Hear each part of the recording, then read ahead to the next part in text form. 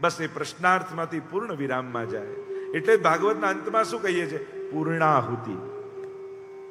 આની પૂર્ણતા છે. ગઈકાલે જે આપણે તૃતીય સ્કંદમાં પ્રવેશ કર્યો હતો,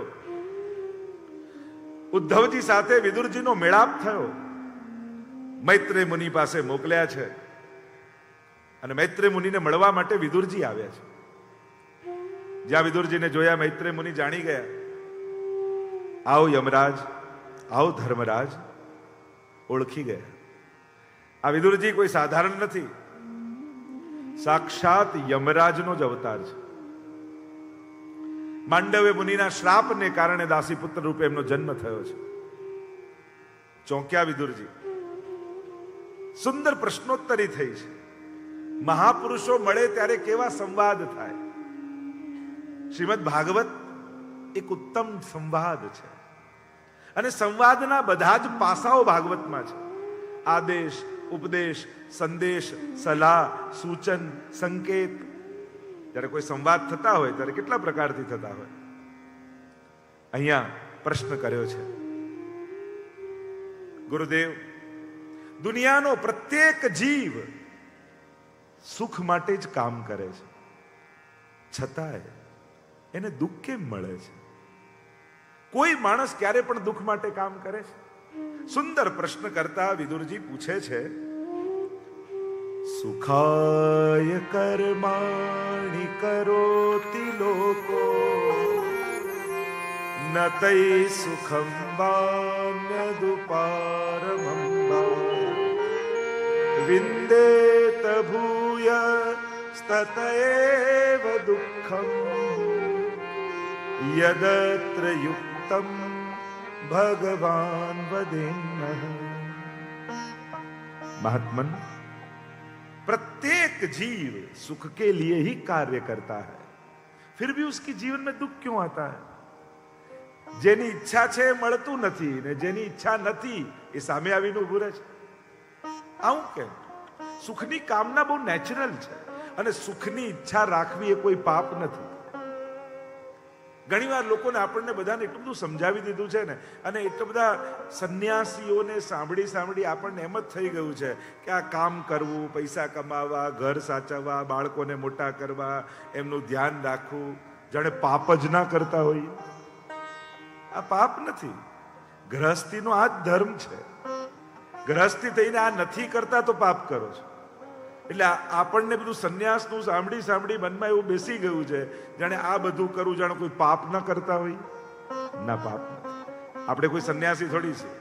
સંસારી છો, ગ્રહસ્થ છો, અને ધન્ય ગ્રહસ્થાશ્રમો એમ કહ્યું છે. ગ્રહસ્થાશ્રમને સર્વ આશ્રમો કરતા ધન્ય કહ્યું છે. કારણ બાકી બધા આશ્રમો ગ્રહસ્થાશ્રમ ઉપર જ પડે છે. બ્રહ્મચારીને પણ યાચના કરવા તો ત્યાં જ જવું પડે, સંન્યાસીને પણ ભિક્ષા લેવા માટે તો ગ્રહસ્થીને ત્યાં જ જવું પડે. એટલે જ મહાપ્રભુજી આજ્ઞા કરી, તારે સંન્યાસ લેવાની જરૂર નથી. તું ઘરમાં જ રહે, પરિવારમાં જ રહે, પણ તારા પરિવારમાં એક સદસ્ય વધારી લે, ઠાકોરજીને પુષ્ટાવીને ઘરે પધરાવી. અને એક વસ્તુ ચોખ્ખી સ્પષ્ટ છે, જેનું ઘરમાં પ્રભુમાં મન નથી લાગતું એના દુનિયાના કોઈ ખૂણે મન લાગવાનું નથી. તીર્થોમાં જઈને થોડો માહોલ ચેન્જ થાય ને એટલે અઠવાડિયું ગમે. 10મા દિવસે તો ત્યાં એમ થાય કે અહીંયા આમ છે ને અહીંયા પેલું છે ને અહીંયા એવું છે, ત્યાં આપણે બધું ગોતી લઈએ. ખાલી પેલું પ્લેસ ચેન્જ થાય એટલે થોડું પ્લેઝર, થોડું આનંદ જેવું લાગે, પણ 10 દિવસ ત્યાં રહો ને તો ત્યાં પાછું મન એવું જ થઈ જાય. દુનિયાનું શ્રેષ્ઠ કોઈ તીર્થ હોય ને તે આપણું ઘર છે. કારણ તીર્થમાં 10 દિવસ રહેશો પણ 350 દિવસ તો ઘરે જ રહેવાનું છે.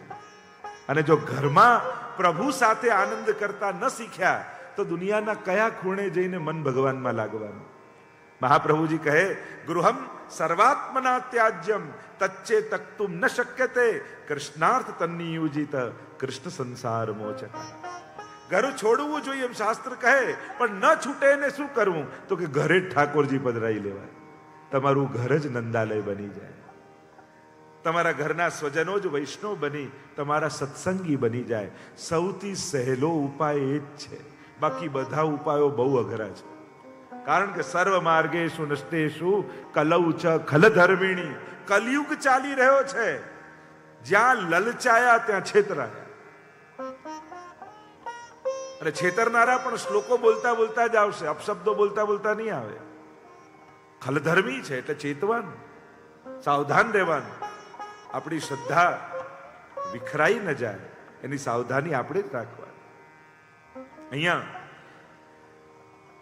મહાપ્રભુજી આજ્ઞા કરે છે, ઘરમાં રહી ભગવત સેવા પધરાવી અને આપણા ઘરને નંદાલય બનાવી યશોદાજી અને વ્રજભક્તોના આનંદને અનુભવ કરવાનો.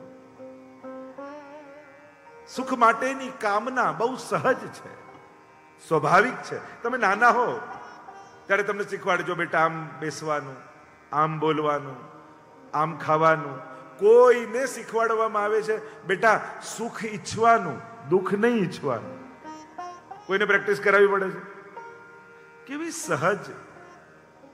જીવનની સાથે સુખની કામના પણ જન્મે છે. અરે 2 મહિનાનું બાળક હોય, એને ચાવી આપો ને તો મોઢામાં નાખે, કારણ કે એને મોઢેથી સુખ ખબર હોય, બીજા ખબર ન હોય, પણ એની ગતિ સુખ તરફ બહુ નેચરલ હોય છે, સ્વાભાવિક છે. કેમ? કારણ કે પરમ સુખના આપણે અંશ છીએ, પરમ આનંદના આપણે અંશ છીએ, એ પૂર્ણાનંદના આપણે અંશ છીએ. અને શાસ્ત્ર એમ કહે છે, યો યદંશ સતમ ભજે. જે જેનો અંશ હોય ને સહજ એ એના અંશીને ભજે છે. જેમ જમીનમાંથી પથ્થરનો ટુકડો લઈને છોડો તો કેવો જમીન તરફ જાય, કારણ કે જમીનનો ટુકડો છે ને, સહજ એનું આકર્ષણ છે. તમે અગ્નિ લાકડીમાં સળગાવો અને લાકડીને ઊંધી કરો ને તો એ અગ્નિ તો ઉપર તરફ જ જાય, કારણ કે સૂર્ય એનો સોર્સ છે. જ્યાં જેનો સોર્સ હોય ત્યાં એની ગતિ હોય. એમ એ પરમાનંદના અંશ છીએ એટલે સહજ આનંદ પ્રત્યે આપણું આકર્ષણ છે. આપણને કોઈ વસ્તુ જોડે પ્રેમ નથી, કોઈ વ્યક્તિ જોડે લગાવ નથી, આપણને લગાવ કેવલ સુખ જોડે છે. કારણ કે એ જ ગમતો વ્યક્તિ દુઃખનું કારણ બની જાય, એ જ ગમતી વસ્તુ દુઃખનું કારણ બની જાય તો આપણે એને ફેંકી દઈએ, આપી દઈએ, નાશ કરી દઈએ, સંબંધ તોડી નાખીએ. સુખ નથી મળતું તો માણસ ભાગે છે દૂર. એટલે એનો લગાવ વસ્તુ કે વ્યક્તિમાં નથી હોતો, એનાથી મળતા સુખમાં હોય છે. જો ગવર્મેન્ટ એવું એનાઉન્સ કરે કે હવે નોટ નહીં ચાલે, હવે પથરા ચાલશે, તો નોટ ફેંકીને આપણે પથરા ભેગા કરીએ. આપણને થોડી નોટ જોડે લગાવ છે, આપણને તો એનાથી સુખ આવે છે એટલે લગાવ છે. એટલે એક વસ્તુ સ્પષ્ટ સમજી લેજો, આપણને કોઈ વસ્તુ, વ્યક્તિ, વ્યવસ્થા જોડે લગાવ નથી, એનાથી મળતા આનંદ જોડે લગાવ છે. આપણી જાતને પૂર્ણ બનાવવાનો પ્રયાસ કરીએ છીએ અને આ બહુ નેચરલ પ્રોસેસ છે. પ્રશ્ન કર્યો છે તો સુખની કામના વાળો જીવ દુઃખ કેમ પામે છે? કહ્યું, જ્યાં સુખ છે ત્યાં નથી ગોતતો, એટલા માટે દુઃખી છે. સંસાર તો દુઃખમાલય જ છે અને દુઃખમાલય એવા સંસારમાં જો સુખની કામના રાખશો તો એ કલ્પના સિવાય બીજું કાંઈ નથી. સુખનું મૂળ પરમાત્મા છે. એટલા માટે અને માણસની પણ તકલીફ એવી છે ને, એની પણ આદત એ, સુખ આવી પણ જાય ને તો વિચારે શું, ભેગું કરી રાખો, દુઃખ આવશે ને ત્યારે કામ લાગશે. એટલે રાહ તો દુઃખની જ જોતો હોય. મળેલા સુખને ભોગવે નહીં, પ્રતીક્ષા તો દુઃખની જ કરે. શોધે છે સુખ, મેળવે છે દુઃખ. અને ગઈકાલે જે ચર્ચા થતી હતી, કોઈ પણ સુખ દુઃખનું કારણ નહીં બને, કોઈ પણ સુખ દુઃખનો અંત નહીં લાવી શકે. સાચા દુઃખનો અનુભવ જ દુઃખનો અંત લાવશે. અને સાચું દુઃખ એ પરમાત્માથી વિખૂટા પડ્યાનું છે. એ ભગવાનની પ્રાપ્તિ ક્યારે થાય, એ જે આત્માનો તાપ છે એની જ્યારે જાગૃતિ થશે ત્યારે જ દુઃખનો આત્યંતિક નાશ થશે. કારણ કે દુઃખ બીજું કાંઈ અલગ વસ્તુ નથી, સુખની જ બીજી બાજુ છે.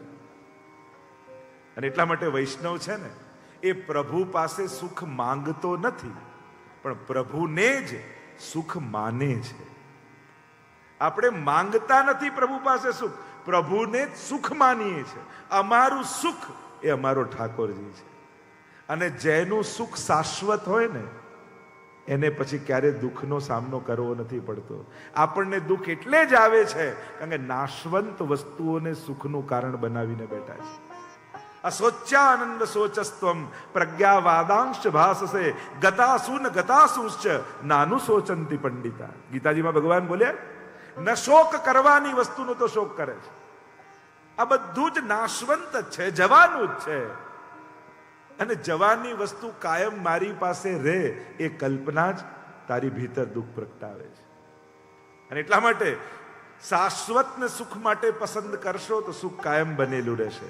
નાશવંત વસ્તુને સુખ માટે પસંદ કરશો તો એક દિવસ સુખ જવાનું જ છે.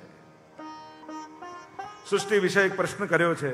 સૃષ્ટિ સર્જન કઈ રીતે થાય? ભગવાનની નાભીમાંથી કમળ, કમળમાંથી બ્રહ્માજીએ મનુ અને શત્રુપાને પ્રગટ કર્યા.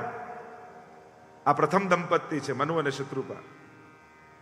મનુ જેને મન છે, માણસને મન હોય, અને એક મન કેવું હોય? શતરૂપા, અનેક રૂપો વાળું, અનેક ઈચ્છાઓ વાળું. આજ્ઞા કરી મૈથુની સૃષ્ટિનો વિસ્તાર કરો. કહ્યું પર સૃષ્ટિ પૃથ્વીને તો હિરણ્યાક્ષ રસાતલમાં લઈ ગયો છે. કઈ રીતે વિસ્તાર થાય? એ જ સમયે બ્રહ્માજીની નાસિકામાંથી બોલો વરહા ભગવાન કી જય, વરહા ભગવાન કી જય.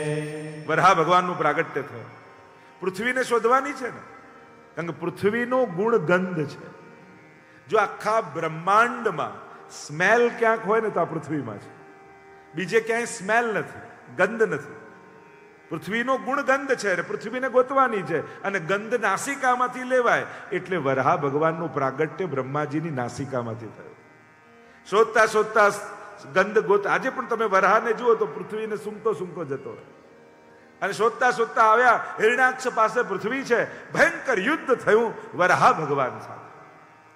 વરહ, વર અહ એટલે દિવસ, વર એટલે શ્રેષ્ઠ. શ્રેષ્ઠ દિવસ એ જ વરહા છે. જો આ કોઈના 50 વર્ષ થયા, કોઈને 60 વર્ષ થયા, કોઈને 70 વર્ષ થયા, કોઈ 80 વર્ષના થયા.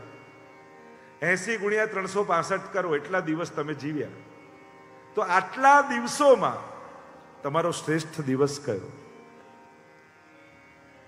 કોઈ કે હું ભણીને નીકળ્યો ત્યારે, કોઈ કે જોબ મળી ત્યારે, કોઈ કે મારા ઘરે બાળક થયું ત્યારે.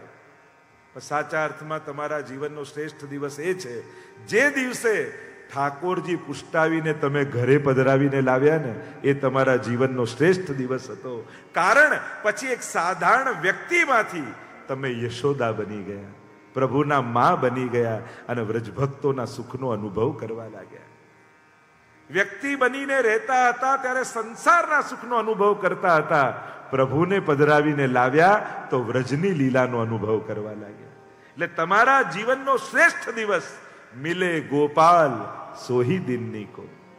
પ્રભુ જે ક્ષણે, જે દિવસે આપણા ઘરે પધાર્યા એ આપણા જીવનનો શ્રેષ્ઠતમ દિવસ છે. હિરણ્યાક્ષ, હિરણ્ય એટલે સુવર્ણ, અને અક્ષ એટલે આંખ. જેની ધન તરફ જ આંખો છે ને, એ હિરણ્યાક્ષ વૃત્તિ છે. ધન એક ઉત્તમ સાધન છે, પણ ધનથી ઘણું બધું આવી શકે, પણ બધું જ ના આવી શકે. અને એટલા માટે જીવનને એક સાધન રૂપે સ્વીકારજો. અને સાધન ભગવાને આપ્યું હોય, તમને સાધન સંપન્ન બનાવ્યા હોય તો એવું માનજો, ઠાકોરજી ઈચ્છે છે કે હું સત્કર્મો કરું, હું દાન આપું, મારા થકી દુનિયામાં કંઈક સારું સર્જન થાય. આ દુનિયામાંથી લઈ જવાની કોઈ વ્યવસ્થા નથી, લઈ જવાની કોઈ વ્યવસ્થા નથી, પણ કંઈક સારું મૂકી તો જઈ શકીએ છે દુનિયામાં. જો આ સ્કૂલ ને હોસ્પિટલ, આપણે જે બધા પ્રોજેક્ટો કરીએ છીએ, દુનિયામાંથી કંઈ લઈ જવાના નથી, પણ તમારા થકી દુનિયામાં કંઈક સારું મૂકીને જજો, જેથી દુનિયા હોય એના કરતા સારી બનાવવાના પ્રયાસમાં આપણો પણ સાથ રહે. મોટા ભાગે આપણે દુનિયાને બગાડીને જઈએ છીએ, કેટલા ખૂણેથી આ કુદરતને ઘાયલ કરીએ છીએ. તો આપણા થકી કંઈક સારું સર્જન દુનિયામાં થાય એનો પ્રયાસ કરવો જોઈએ. હિરણ્યાક્ષનો વધ કર્યો છે, દાળમાં ફસાવીને પૃથ્વી લઈને આવ્યા છે, બ્રહ્માંડમાં સ્થાપિત કરી. કહેવાય છે કે એ વરહા ભગવાન આજે પણ સુકર ક્ષેત્ર છે વ્રજમાં, અને ત્યાં કુંડમાં જઈને સ્નાન, પૂરા કાળા થઈ ગયા, અને ત્યાં સ્નાન કર્યું અને બહાર આવ્યા કુંડમાંથી તો શ્વેત બન્યા. એટલે ત્યારથી શ્વેત વારાહ કલ્પનો પ્રારંભ થયો. આજે પણ બ્રાહ્મણ તમે સંકલ્પ કરતા હો તો બોલાવે, શ્વેતવારાહ કલ્પે વૈવસ્વતમન્વંતરે અષ્ટાવિંતમે કલયુગે. તો કયો કલ્પ ચાલે? શ્વેતવારા કલ્પ. તો ત્યારથી શ્વેતવારા કલ્પનો પ્રારંભ થયો. અહીંયા બ્રહ્માંડમાં પૃથ્વીને પ્રસ્થાપિત કરી છે, અનુકૂળ વાતાવરણ બન્યું છે. મનુ શત્રુપાને આજ્ઞા કરી કે સૃષ્ટિનો વિસ્તાર કરો. 3 પુત્રી થઈને 2 પુત્ર થયા. આકુતિ, દેવહૂતિ, પ્રસૂતિ 3 પુત્રી થઈ. ઉત્તાનપાદ અને પ્રિયવ્રત આ 2 પુત્ર થયા. દેવહૂતિના વિવાહ નક્કી થયા કરદમજી સાથે. કરદમ સાથે વિવાહ નક્કી થયા, પણ પૂર્વમાં એમણે એવો સંકલ્પ કર્યો કે મારે પુત્રનો જન્મ થશે પછી હું સંન્યાસ ગ્રહણ કરી લઈશ. નક્કી કરીને વિવાહ નિર્ધાર કર્યો. વિવાહ થયો ને તો તપ કરવા બિરાજી ગયા, ધ્યાનમાં બિરાજી ગયા. દેવહૂતિએ ખૂબ સેવા કરી. એક દિવસ જોયું, અરે મારી પાછળ દેવહૂતિએ પોતાનું શરીર ઓગાળી દીધું. મેં ક્યારે એના સુખનો વિચાર ન કર્યો. સેવા સ્વીકારી તો ખરા, પણ એના સુખનો વિચાર મેં ક્યારેય ન કર્યો. આજ્ઞા કરી કે જાઓ સરોવરમાં સ્નાન કરીને આવો. સ્નાન કરીને આયા. સુંદર વિમાન તૈયાર કર્યું છે, વિહાર કર્યો છે. 9 કન્યા થઈ અને 10મા પુત્ર રૂપે બોલો કપિલ નારાયણ ભગવાન કી જય. કપિલ નારાયણ ભગવાન કી જય. કપિલ ભગવાનનું પ્રાગટ્ય છે. સાંખ્ય શાસ્ત્રના ઉપદેશક છે કપિલ ભગવાન. સાંખ્યમ સંખ્યાત્મકવાચ્યમ કપિલાદિવિરુચ્યતે. પ્રકૃતિ અને પુરુષના ભેદથી કઈ રીતે જીવ મુક્તિને પ્રાપ્ત થાય, એ જ સાંખ્યની થિયરી. એટલે કારણ કે 2 પ્રકારના સાંખ્ય છે, શેશ્વર સાંખ્ય અને નિરશ્વર સાંખ્ય. એનું જ પ્રેક્ટિકલ એ યોગ છે. સાંખ્ય શાસ્ત્રના આ જ્ઞાતા છે, ઉપદેશક છે. માએ જોયું ભગવાન મારા પર કૃપા કરવા માટે પધાર્યા છે. બિંદુ સરોવરના તટ ઉપર બિરાજ્યા છે. આ એ સરોવર છે કે જ્યારે કરદમજીએ તપ કર્યું ને ત્યારે એમનું તપ જોઈ સ્વયં ભગવાનની આંખમાંથી અશ્રી બિંદુઓ પડ્યા. એટલે સરોવરનું નામ પડ્યું બિંદુ સરોવર. આજે પણ સિદ્ધપુરમાં એ સ્થાન છે. અને માતા પાછળની જે વિધિ હોય છે એ સિદ્ધપુરમાં કરવામાં આવતી હોય છે. આપણે ઘરના બધા વૈષ્ણવ છીએ એવો ભાવ રાખીને સેવામાં રહેવું. સંસારમાં ભલે તમે ઓર્ડર કરતા હોય, આ લઈ આવો, પેલું લઈ આવો, આમ કર આમ કર, પણ જ્યારે તમે સેવામાં હો, ભલે ઘરના બધા સ્વજનો જ છે, સંબંધીઓ જ છે, પણ ત્યારે સંબંધની મહત્તા કરતા વૈષ્ણવતાની મહત્તા રાખવી. ભલે તમારું બાળક પણ હોય, પણ એને એક વૈષ્ણવ તરીકે ટ્રીટ કરો. ત્યારે લૌકિક સંબંધનું સ્મરણ નહીં રાખો. અને બને તો ઘરમાં કોઈ સેવા કરતું હોય ને એ સમયે પોતાના લૌકિક કાર્ય માટે એની સેવા છૂટે નહીં એવો પ્રયાસ કરો. અરે આજે મોડો ઉઠ્યો છું, ચા બનાવતો. અરે સેવામાં છે, બને ને તેવા ટાઈમે જાતે ચા બનાવી લેજો. પણ એને ઠાકોરજીને છોડી તમારા માટે આવવું પડે. બને તો પ્રયાસ એ કરજો કે આપણે આ લૌકિક કાર્ય માટે કોઈનું ભગવત કાર્ય છૂટે નહીં. આ એક ઉત્તમ પક્ષ છે. વ્યવહાર જગતમાં અનેક પ્રકારથી લોકો રહેતા હોય છે, પણ પ્રયાસ એ કરવો કે જ્યારે પણ કોઈ ભગવત કાર્યમાં હોય ત્યારે આપણા લૌકિક કાર્યનું એને ન સ્મરણ કરાવવું, ન લૌકિક કાર્ય માટે એની સેવા છોડાવવું. કોશિશ કરવી જેથી એની ભગવત સેવા અખંડ રહે.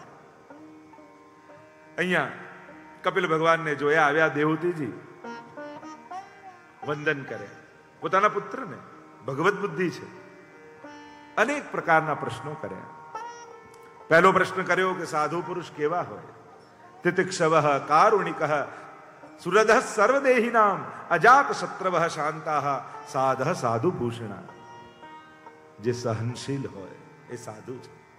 જે કરુણામય હોય એ સાધુ છે. સર્વદેહિના સુરદઃ બધા જ માટે પ્રેમ રાખનારા હોય એ સાધુ છે. અને એટલા માટે જ્યારે વૈષ્ણવ વૃત્તિ લઈને સંસારમાં જીવીએ છે ને તો દુનિયામાં દરેક પ્રકારના લોકો મળવાના જ છે. તમે સારું કરવા નીકળ્યા એટલે બધા તમને સારા જ મળશે એ જરૂરી નથી. આપણે જ્યારે એક વૈષ્ણવી જીવન જીવવા નીકળીએ છીએ ત્યારે ઘણી વાર આપણી પરીક્ષા થતી હોય છે. અને એ આપણી પરીક્ષા નથી હોતી. પોતાની પરીક્ષા માનશો તો નાનું કરી દેશો વાતને. હંમેશા એ માનવી કે મારી વૈષ્ણવતાની પરીક્ષા હમણાં થઈ રહી છે.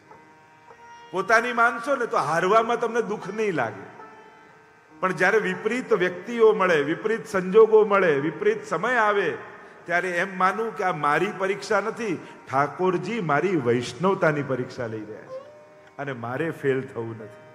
કારણ કે જો આ પરીક્ષામાં ફેલ થયો તો ફરી કેટલાય જન્મોના અંતરાય થઈ જશે. પેલો કહેતા ને કે ગુરુદેવ પોતાના શિષ્યોની સાથે નદી કિનારે બેઠા હતા, એટલામાં એક વીછી તણાતો જતો હતો અને પેલા ગુરુદેવે વીછીને બચાવવા માટે તો તણાઈ જશે, મરી જશે, અને બચાવવા માટે પકડ્યો તો ત્યાં ડંખ માર્યો વીછી અને પાછો છૂટી ગયો. પાછો તણાવવા લાગ્યો, ગુરુએ પાછો પકડ્યો અને પાછો ડંખ માર્યો. પાછો એને થાય મરી ના જાય ને પાછો એને બચાવવા, પાછો ડંખ માર્યો. હાથ આખો વાદળી થઈ ગયો. શિષ્યએ જોયું, ગુરુદેવ મરવા દો ને એને, તમે બચાવવા જાઓ છો ને ડંખ મારે છે, તમે ફરી બચાવવા જાઓ એ ડંખ મારે છે, મરવા દો એને, આપ સારું કરવા જાઓ છો ને બગાડે છે. ત્યારે ગુરુદેવે કહ્યું, પેલો એક સાધારણ તુચ્છ વીછી છે, છતાં એ ડંખ મારવાનો એનો સ્વભાવ નથી છોડતો, તો હું મહાત્મા થઈ કોઈને બચાવવાનો સ્વભાવ કેમ છોડી દઉં? એ એક જીવ જંતુ પોતાનો સ્વભાવ નથી છોડતો, તો એક માણસ તરીકે હું મારી માનવતા કેમ મૂકી દઉં? હંમેશા એમ વિચારું, મારી વૈષ્ણવતાની આ પરીક્ષા છે. પોતાની પરીક્ષા માનશો તો સામેવાળા જોડે વેર બંધાશે. વૈષ્ણવતાની, વૈષ્ણવ કેવો હોય? આપણે તો 20 અને 9 વૈષ્ણવ 29 લક્ષણ હરિરાયજી ને ગોકુલનાથજી બતાવ્યા છે. વૈષ્ણવ નથી થયો તું રે સિદ્ધ ગુમાનમાં ઘૂમે રે, હરિજન નથી થયો તું રે સિદ્ધ ગુમાનમાં ઘૂમે રે. વૈષ્ણવતા, હું તો હંમેશા એમ માનું છું કે માનવતા જ્યારે 16 કળાએ ખીલી જાય ને ત્યારે એ વૈષ્ણવતાનું રૂપ ધારણ કરી લેતી હોય છે. કે જ્યારે માનવતા સંપૂર્ણ ખીલે ત્યારે વૈષ્ણવી અવસ્થામાં પહોંચી જાય. વૈષ્ણવ એ કોઈ વ્યક્તિનું નામ નથી, એ માનવની એક વૈચારિક, બૌદ્ધિક અને આધ્યાત્મિક અવસ્થાનું નામ છે. અને જ્યારે એ અવસ્થાએ પહોંચો છો ને ત્યારે ઠાકોરજી બહુ સહેલો અને નજીક તમને લાગે છે. બધાનો ભગવાન તમને પોતાનો લાગવા માંડે છે જ્યારે આ વૈષ્ણવતાની અવસ્થાએ પહોંચો છો. સાધુ પુરુષના લક્ષણની વાત કરી છે, અને આપણે ત્યાં તો કેટલા પ્રકારથી મહાપ્રભુજીએ, હરિરાયજીએ, ગોકુલનાથજીએ આ સાધુતા શીખવાડી છે, વૈષ્ણવતા શીખવાડી છે. અને વૈષ્ણવતાને ચૂકીને ગમે તેટલી સેવા કરવા જશો ને તો ઠાકોરજી એ સેવા સ્વીકારતા નથી. પ્રભુ વૈષ્ણવના હાથની જ સેવા સ્વીકારે છે. એટલે શું ભોગ ધરું છું, શું ધરાવું છું, શું પહેરાવું છું, એ પછી પણ વૈષ્ણવ બનીને બેઠો છું કે નહીં એનો પહેલા વિચાર કર. વૈષ્ણવ જન તો તેને કહીએ, વૈષ્ણવ જન તો તેને રે કહીએ, જે પીર પરાઈ જાણે રે, પર દુખે ઉપકાર કરે તો એ પર દુખે ઉપકાર કરે તો એ મન અભિમાનન આણે રે. વૈષ્ણવ જન તો તેને રે કહીએ. પધારી રહ્યા છે શ્રીનાથજીની સોનાની જારીજી લઈને, અને કુંજની બાઈ, શાકવાળી બાઈ, યવનબાઈ તરસી મરી રહી છે. જો એક ઘૂંટડો પાણી ન પીવો તો પ્રાણ છૂટી જશે. અને ઘોડો રોકાયો ગુસાઈજીનો, ભીતરિયા સાથે હતા, કહ્યું જલ પાઈ દે, આપી દે. અરે સોનાની જારીજી શ્રીનાથજીની, આ પીએ તો છોવાઈ જશે. ગુસાઈજીએ કહ્યું, હમણાં મને મારા શ્રીનાથજી આની ભીતર દેખાઈ રહ્યા છે અને મારા શ્રીનાથજી તરસ્યા છે. જો આ તરસી રહી જશે તો મારા શ્રીનાથજી બાવા તરસ્યા રહી જશે. ચારી તો બીજી આવશે પણ આના પ્રાણ જશે તો પાછા નહીં આવે.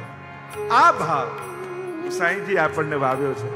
આ વૈષ્ણવતાની ભાવના આપણને શ્રી ગુસાઈજીએ સંસ્કારો આપણી ભીતર વાવ્યા છે, અને આ ભાવ સાથે વૈષ્ણવતા જીવવી. અનેક લક્ષણો બતાવ્યા. આગળ પ્રશ્ન કર્યો, ભક્તિનું સ્વરૂપ શું છે? તામસ, રાજસ, સાત્વિક, નિર્ગુણ ચારે પ્રકારની ભક્તિની ચર્ચા કરી છે. વેર ભાવે ભગવાનને ભજે તામસ ભક્ત. જો વેર ભાવે ભજનારને પણ ભક્ત કયા. આ જ ભાગવતની વિશેષતા છે. જે કોઈ ને કોઈ કામનાથી ભગવાનને ભજે રાજસ, મુક્તિની ઈચ્છાથી ભગવાનને ભજે એ સાત્વિક, અને કેવલ ને કેવલ પ્રભુના સુખ માટે પ્રભુને ભજે એ નિર્ગુણ ભક્ત છે. તમે નિર્ગુણ ભક્તિ કહો, ભાગવતી ભક્તિ કહો કે પુષ્ટિ ભક્તિ કહો, આ ત્રણેય સમાનાર્થી શબ્દો છે. જ્યાં કેવલ ને કેવલ પ્રભુના સુખનો વિચાર હોય એ જ પુષ્ટિ ભક્તિ છે. આપણે જે કાંઈ કરીએ છીએ, જો પ્રભુનું સુખ, એમાં જ વૈષ્ણવતાની પ્રસન્નતા. આપણો આનંદ ક્યાં છે? પ્રભુના સુખમાં. સાધારણ વ્યક્તિ મંદિરે જાય ને તો આજે શું માંગીશ એનો વિચાર કરતો કરતો જાય, અને વૈષ્ણવ હવેલીએ જાય ને તો આજે શું આપીશ એનો વિચાર કરતા કરતા જાય. આજે પ્રભુને શું ધરીશ, આજે પ્રભુને શું ધરાવીશ, આજે પ્રભુને શું સામગ્રી સમર્પિત કરીશ, આપવાના વિચાર સાથે જે પ્રભુ પાસે જાય છે ને એ નિર્ગુણ ભક્તો છે. ચારે પ્રકારની ભક્તિની ચર્ચા કરી છે, અને અહીંયા દેવહૂતિ માની મુક્તિ સાધી છે. કપિલ ભગવાન પૂર્વ દિશા તરફ પ્રયાણ કર્યું અને તૃતીય સ્કંદને વિરામ આપ્યો. બોલો ગોવર્ધન નાથ કી જય, ભાગવત ભગવાન કી જય. ચતુર્થ સ્કંદ વિસર્ગ લીલા. વિવિધ સર્જન એ જ વિસર્ગ છે. 31 અધ્યાયમાં વિસર્ગ લીલાનું વર્ણન કર્યું છે. શ્રી મહાપ્રભુજીએ 7 પ્રકારે ભાગવતના એકાર્થ કરીને સમજાવ્યા. શાસ્ત્રે, સ્કંધે, પ્રકરણે, અધ્યાયે, વાક્યે, પદેક્ષરે એકાર્થ સપ્તદાજાનન અવિરોધેન મુચ્યતે. પ્રકરણ વિભાગ મહાપ્રભુજી સમજાવે છે. જો તમે મંગલાચરણમાં પણ બોલો છો ને ચતુર્ભિશ્ચ ચતુર્ભિશ્ચ, આ એક શ્લોકમાં આખું 10મો સ્કંદ આવી જાય છે. એના બધા જ પ્રકરણ વિભાગ એમાં સમાયેલા છે. એમ જ ચતુર્થ સ્કંદને 4 પ્રકરણમાં મહાપ્રભુજી વર્ગીકૃત કરે છે. ધર્મ પ્રકરણ, અર્થ પ્રકરણ, કામ પ્રકરણ અને મોક્ષ પ્રકરણ, જેને ચતુર્વિધ પુરુષાર્થ આપણે કહીએ છીએ. એક છે સાધારણ વ્યક્તિના 4 પુરુષાર્થ અને બીજા છે વૈષ્ણવના 4 પુરુષાર્થ. આ બંનેને ફરક કરીને મહાપ્રભુજી સમજાવે છે. સાધારણ વ્યક્તિ માટે ધર્મ, અર્થ, કામ અને મોક્ષ એની બહુ સાધારણ વ્યાખ્યા છે. પણ પુષ્ટિ માર્ગીય માટે મહાપ્રભુજી કહે, પુષ્ટિ માર્ગે હરિર દાસ્યમ, ધર્મો અર્થો હરિરેવહી, કામો હરિર દિદૃક્ષૈવ, મોક્ષ કૃષ્ણસ્ય ચેત ધ્રુવમ. વૈષ્ણવના 4 પુરુષાર્થ મહાપ્રભુજીએ 16 ગ્રંથમાં ચતુશ્લોકી નામના ગ્રંથમાં સમજાવ્યા છે. ધર્મ પુરુષાર્થને વૈષ્ણવના સમજાવતા મહાપ્રભુજી આજ્ઞા કરે છે, સર્વદા સર્વભાવેન ભજનીયો વ્રજાધિપ, સ્વસ્યાયમેવ ધર્મો હિ નાન્ય ક્વાપી કદાચન. સર્વદા સર્વભાવે એ વ્રજાધીપને ભજવા એ જ વૈષ્ણવનો પરમ ધર્મ છે.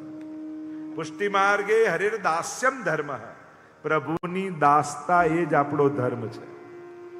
એટલે જ આપણે ત્યાં 2 પ્રકારના ધર્મ કયા, એક દેહ ધર્મ અને બીજો છે આત્મધર્મ. તમે મનુષ્ય છો તો આ બેઝિક દેહ ધર્મ તમારે પાળવા જ રહ્યા, જે મનુસ્મૃતિમાં મનુ મહારાજે સમજાવ્યું. જો ધર્મ કહેવાય કોને, યતો અભ્યુદય નિશ્રેય સધર્મ, જેનાથી મનુષ્ય પોતાનું અભ્યુદય સાધે એ જ ધર્મ. ધારણા ધર્મ, જેનાથી અભ્યુદય, તમારા મોબાઈલમાં મેસેજ નથી આવતો, અપડેટ ઇન્સ્ટોલ, કેવો મોબાઈલ અપડેટ થતો જાય, એમ પોતાની જાતને ધર્મ દ્વારા મનુષ્ય અપડેટ કરે છે, અપગ્રેડ કરે છે. એ ધર્મ 10 લક્ષણ મનુ મહારાજે બતાવ્યા. દ્યુતિ, ક્ષમા, દમો, સ્થેયમ, શૌચમ, ઇન્દ્રિય નિગ્રહ, ધી વિદ્યા, સત્યમ, ક્રોધો, દશકમ ધર્મ લક્ષણ. અને આ 10 લક્ષણ મનુષ્ય છો તો હોવા જોઈએ. આ સાધારણ વ્યક્તિના ધર્મ.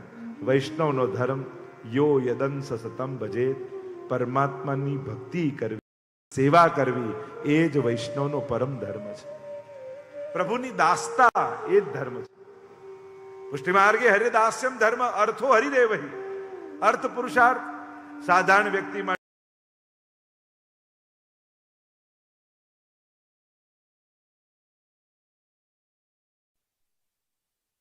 નારાયણ બ્રજાય.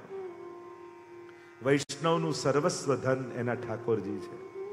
એટલે જ આપણે ત્યાં શબ્દ છે નિધિ. નિધિ એટલે ધન. મારું સર્વસ્વ મારા ઠાકોરજી છે. કામ પુરુષાર્થ કામો હરિર્દૃક્ષૈવ. પ્રભુને જોવાની ઈચ્છા એ જ ભક્તનો કામ. પ્રભુને સ્પર્શવાની ઈચ્છા એ જ ભક્તનો કામ. પ્રભુને મેળવવાની ઈચ્છા એ જ ભક્તનો કામ. મોક્ષ સાધારણ વ્યક્તિ માટે મુક્તિ એટલે જન્મ મરણના ચક્કરથી છૂટી જવું, પણ વૈષ્ણવ માટે મુક્તિ મહાપ્રભુજી સમજાવે છે મોક્ષ કૃષ્ણસ્ય ચેત ધ્રુવમ. આ ચિત્ત ભગવાનના ચરણોમાં લાગી જવું, ચોંટી જવું એ જ વૈષ્ણવનો મોક્ષ છે. જાકો મન લાગ્યો ગોપાલ સો તાહી ઓર કેસે ભાવે. માનસી સા પરામતા મન પ્રભુમય થઈ જવું એ જ મુક્તિ છે. રાજા સ્કંદદાસજીનો પ્રસંગ આવે છે ને, યુદ્ધના મેદાનમાં યુદ્ધ કરતા કરતા પણ માનસીની સેવા કરે છે. અને ઘોડાને ઠોકર વાગી અને માનસીમાં કઢીનો ડબરો પ્રભુને ભોગ ધરવા જતા હતા અને ઘોડાને ઠોકર વાગી તો એમને થયું કે કઢીનો ડબરો ઢોળાઈ ગયો. અને ઇતિહાસ એમ લખે છે કે યુદ્ધના મેદાનમાં એમના કપડા કઢીવાળા થઈ ગયા. એવી માનસી સિદ્ધ હતી. કામ ધર્મ અર્થ કામ અને મોક્ષ 4 પ્રકરણ મહાપ્રભુજીએ ચતુર્થ સ્કંદમાં બતાવ્યા. ધર્મ પ્રકરણમાં મનુની કન્યાના વંશમાં બોલો યજ્ઞ નારાયણ ભગવાન કી જય. દક્ષ યજ્ઞની કથા આવી ધર્મ પ્રકરણમાં. 16 કન્યાઓ થઈ દક્ષને. 13 કન્યા ધર્મને પરણાવી, 14મી કન્યા પિતૃઓને પરણાવી, 15મી કન્યા સ્વાહા અગ્નિદેવને પરણાવી અને 16મી કન્યા સતીના વિવાહ મહાદેવજી સાથે થયા. આખો પરિવાર છે. ધર્મનું પણ બહુ અદ્ભુત વર્ણન છે. એમની એક એક પત્ની ને એક એક પુત્ર. બહુ જ અધ્યાત્મ ભરેલું છે આખી ચર્ચામાં. સતીના વિવાહ મહાદેવજી સાથે થયા. એકવાર સભા ભરાઈ હતી, મહાદેવજી બિરાજ્યા હતા અને પ્રભુના ધ્યાનમાં હતા. દક્ષ પ્રજાપતિઓના શ્રેષ્ઠ બન્યા અને સભામાં પ્રવેશ કર્યો. બધા ઊભા થયા અને 2 જણ ઊભા ન થયા. એક બ્રહ્માજી મોટા હતા એટલે, અને મહાદેવજી પ્રભુના ધ્યાનમાં હતા એટલે. પ્રભુના ધ્યાનમાં મહાદેવજી બેઠા હતા અને પદ અને પ્રતિષ્ઠા માણસને મળે ને ત્યારે એનો અહંકાર એના સ્વજનોને છોડતો નથી. બીજે બધે સન્માનની અપેક્ષા રાખે તો સમજાય, પણ વ્યક્તિ જ્યારે ઘરના લોકોમાં પણ સ્નેહની જગ્યાએ કેવલ સન્માનની ઈચ્છા રાખવા લાગે ને પછી એને ઘરના સ્વજનોનો સ્નેહ મળતો નથી. અમુક જગ્યાઓ એવી હોય જ્યાં કેવલ પ્રેમ અને સ્નેહની જ અપેક્ષા રાખવી જોઈએ. દુનિયાના મળેલા પદ પ્રતિષ્ઠાઓ માથે રાખીને ઘરે આવશો ને તો ઘરનાય નહીં રહો ને બહારનાય નહીં રહો. ઘરમાં તો કેવલ સ્વજન બનીને જ પ્રવેશ કરવાનો. એક ભાઈ બની, એક પિતા બની, એક દીકરો બની, એક પત્ની બની, તો જ ઘરના સ્વજનોનો સ્નેહ પામી શકશે. માણસ સફળ થયો એ જોવા માટે કેવલ પાસબુક જ જોવાની જરૂર નથી. સ્વજનોના ચહેરામાં આપણી સફળતા ઘણીવાર લખેલી હોય છે, ત્યાં જોવી જોઈએ. અહીંયા મહાદેવજી પર નારાજ થઈ ગયા દક્ષ. અરે મારો જમાઈ મારું માન રાખતો નથી, આજ પછી યજ્ઞમાંનો ભાગ બંધ કરાવી દઈશ અને પહેલો યજ્ઞ હું કરીશ. કોપાયમાન થયા છે દક્ષ. યજ્ઞનું આયોજન કર્યું છે ને યજ્ઞ કરવાનો હેતુ શું? પોતાના જમાઈ મહાદેવજીનું અપમાન કરવાનું. અને વૈષ્ણવાનામ યથા શંભુ. મહાપ્રભુજી કહે વૈષ્ણવતા શીખવી હોય તો મહાદેવજી પાસે શીખો. અને વૈષ્ણવનો દ્રોહ કરી જ્યારે સત્કર્મો પણ થાય ને તો પ્રભુ એ સત્કર્મો પણ સફળ થવા દેતા નથી. સ્પર્ધા સંસારમાં થાય તો ચાલે, પણ સ્પર્ધા અને અહંકાર જ્યારે ધાર્મિક કાર્યોમાં આવવા લાગે ને ત્યારે ધર્મ કાર્યો પણ એ પાપને ઢાંકવા માટેના વસ્ત્ર જેવા હોય છે. પછી એ ધર્મ નથી રહેતો. પેલાએ 56 ભોગ કર્યો ને એના કરતા આપણે ડબલ મોટો કરીશું. પછી તને તારા અહંકારને પ્રસન્નતા થશે, ઠાકોરજી એ નહીં આરોગ્ય.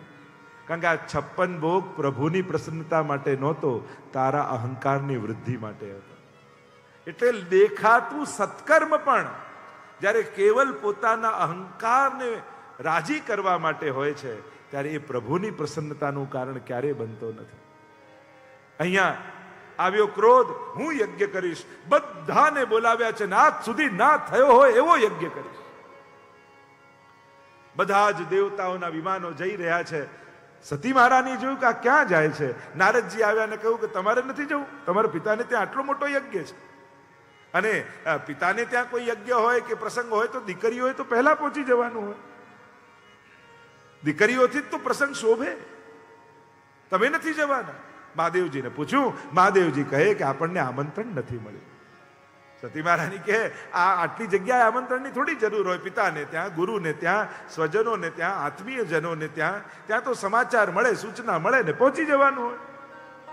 મારું અપમાન કરવા માટે તમારા પિતાએ આ યજ્ઞ કર્યો છે. ન જાઓ તો સારું, નહીં તો ખેદ થશે. માન્યા નહીં, હટ કરી છે. મારે તો જવું છે, તમારે ન આવવું હોય તો કાંઈ નહીં. અને સતી મહારાણી જવા લાગ્યા. નંદીને સાથે મોકલ્યા છે. નંદીને લઈને સતી મહારાણી આવે છે. મનમાં વિચાર કરે કે પિતા પ્રસન્ન થઈ જશે, મારી મા મને ગળે લગાડી લેશે. પણ જ્યાં યજ્ઞમાં પ્રવેશ કરે છે, માએ જોયું ખરા પણ મુખ મોડી લીધું. જાણે ન જોયું હોય એ રીતે પિતાએ પણ નજર નીચી કરી લીધી. જોયો યજ્ઞમાં તો ક્યાંય મહાદેવજીનો ભાગ નથી. અરે મારા પતિનું આટલું મોટું અપમાન થઈ રહ્યું છે અને હું હટ કરીને આવી, એના કરતા તો ન આવી હોત તો સારી થાત. એવો તાપ આત્મગ્લાની થઈ અંગૂઠો જમીનમાં ઘસી યોગાગ્નિ પ્રગટ કરી છે. બડબડ બડબડ બડબડ બડ અગ્નિમાં બળવા લાગ્યા સતી મહારાણી. નંદીએ ભાગતા ભાગતા જઈને સમાચાર મહાદેવજીને આપ્યા. સતી મહારાણી યોગાગ્નિમાં બળી રહ્યા છે. જટાઓ પ્રગટાવી છે. એક લટકાડી પછાડી વીરભદ્ર પ્રગટ થયો. મહાદેવજીએ ગણોને આજ્ઞા કરી, જાઓ આખા યજ્ઞનો વિધ્વંસ કરી નાખો અને બધાએ હમલો કરો યજ્ઞમાં. અને મહાદેવજી જટા ખોલી અને તાંડવ કરવા લાગ્યા. हे शैल शृंग सम विशाल जटा जूट चंद्रभाल गंगादि तरंगमाल विमल नीर गाजे लोचन त्रय लाल लाल चंदन की भोरी भाल कुमकुम सिंदूर गुलाल भ्रुकुटी वरसाजे रुंड की कंठमाल विशद हृदय कुशाल खटित जाल रुद्रमाल हृदयाल राचे बम बम बम डमरु बाजे नाद भेद स्वर समाजे शंकर महाराज आज तांडव नाचे शंकर महाराज आज तांडव પર્વતોના શિખરો તૂટવા લાગ્યા. નદીના વહેણો બદલાવા લાગ્યા. યજ્ઞ કુંડના અગ્નિઓ ભડભડ ભડભડ કરીને અગ્નિઓ પ્રગટ થવા લાગ્યા. ગણોએ આક્રમણ કર્યું છે યજ્ઞમાં. સ્વાહા બોલે એની જીભ કાપી નાખે, હોમતા હોય એના હાથ કાપી નાખે. આખા યજ્ઞનો વિધ્વંસ થઈ ત્રિલોકમાં હાહાકાર મચી ગયો. શિરચ્છેદ કરી દીધો દક્ષનો. ભક્તનો વિરોધ કરેલો યજ્ઞ ભગવાન સફળ થવા દેતા નથી. ત્રિલોકમાં હાહાકાર વ્યાપ્યો છે. અદ્ભુત કથાના વર્ણન આવ્યા છે. આગળ અર્થ પ્રકરણમાં ધ્રુવ ચરિત્ર આવ્યું. ઉત્તાનપાદ રાજા, બે રાણી સુરુચિ અને સુનીતિ. પ્રસિદ્ધ કથા છે. આધ્યાત્મિક અર્થ કરો તો દરેક જન્મ લેનારો જીવ ઉત્તાનપાદ જ હોય છે ને. મસ્તક નીચે અને ચરણ ઉપર, પગ ઉપર. અને જન્મ લે એટલે બે વૃત્તિઓ સામે આવે, સુરુચિ અને સુનીતિ. ઉપનિષદના શબ્દોમાં કહું તો શ્રેયનો માર્ગ અને પ્રેયનો માર્ગ. સુરુચિ માનીતી છે, સુનીતિ અમાનીતી છે. નીતિવાળો હોય એને શાશ્વતતા જોઈએ. એ હંમેશા વિચાર કરે કે આ બધું છે પણ જોડે શું આવવાનું છે. શાશ્વત ધ્રુવ એટલે પુત્ર છે ધ્રુવ. અને રુચિવાળા હોય એને નવું નવું સારું સારું જોઈએ. પુત્ર છે ઉત્તમ. બંને એકવાર રમી રહ્યા હતા. પિતા સિંહાસનમાં બિરાજમાન છે. ઉત્તમ ચાલતો ચાલતો આવ્યો અને કૂદકો મારીને પિતાના ખોળામાં બેસી ગયો. ધ્રુવે જોયું, અરે મારો ભાઈ બેઠો છે તો હું કેમ નહીં. એ પણ ચાલતો ચાલતો આવીને જ્યાં બેસવા જાય ત્યાં જ દોડતી સુરુચિ આવી, હાથ પકડ્યો, ખેંચ્યો ને ફેંક્યો ધ્રુવ. પિતાના ખોળામાં બેસવું છે, જા વનમાં જા, તપ કર, પરમાત્માને પ્રસન્ન કર. અને પરમાત્મા માંગવાનું કહે ને ત્યારે માંગજે કે તું મારી કુખે જન્મ લે તો જ પિતાના ખોળામાં બેસી શકે. અને જ્યારે આવા કટુ શબ્દ સાંભળ્યા ધ્રુવને બહુ લાગી આવી. રડતો રડતો માના પાસે ગયો. માં, આજે સુરુચિ માએ મને આમ કડવા શબ્દો કહ્યા. પણ આ તો સુનીતિ માં છે ને. સમજદાર વ્યક્તિ હોય ને એ ઝઘડનારા જોડે ઝઘડો કરવા ન જાય. ઘરમાં કોઈ વડીલ બાળકને વઢ્યું હોય તો એને લઈને કે એમની જોડે બાજવા ન જવાય. એને કેમ કહ્યું એ સમજાવાય.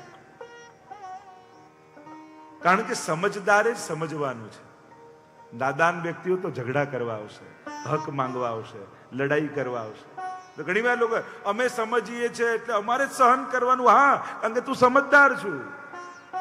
નાદાન વ્યક્તિઓ ક્યારે સહન કરતા નથી. નાદાન વ્યક્તિઓ ક્યારે ત્યાગ કરતા નથી. નાદાન વ્યક્તિઓ ક્યારે સ્વીકાર કરતા નથી હોતા. એ તો સમજદારીના ગુણો છે. પેલો તો નાદાન છે. નાદાનને સંઘર્ષ ગમે છે, એને લડવું ગમે છે, એને હક માંગવું ગમે છે.